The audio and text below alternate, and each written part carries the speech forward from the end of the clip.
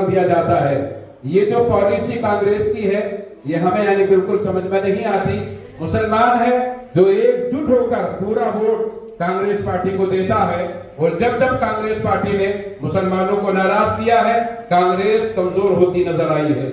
आज भी वक्त है इस तरह से यानी मुसलमानों की नाराजगी लेना कांग्रेस पार्टी के लिए बेहतर नहीं है। जो मुसलमानों का हक है वो मुसलमानों को दिया जाए, और जिस तरह से यानी कोई पूछताछ नहीं है, एकदम कोई मशवरा नहीं है। जैसे इलेक्शन के वक्त मुसलमानों के साथ मशवरा किया जाता है, बातचीत की जाती है, और जब यानी मामला हक लेने का आता है तो उस मौके पर कोई मशवरा नहीं, बल्कि एकदम उनकी बात कोई नहीं सुनी जाती है। बड़े बड़े यानी ओहदेदारों को उनके ओहदे से निकाल दिया जाता है।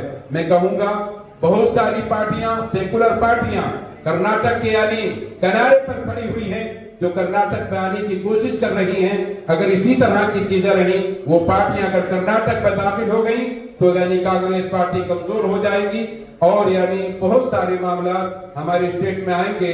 तो अभी भी मैं गुजारिश करूंगा सिद्धारमैया साहब से, डीके शिव कुमार साहब से, परमेश्वर साहब से, जो यानी तमाम आपकी बागडोर कर्नाटक की आप लोगों के हाथों में है। जिन मुसलमानों को आपने नाराज किया है यानी कायदीन को उनको राजी करें।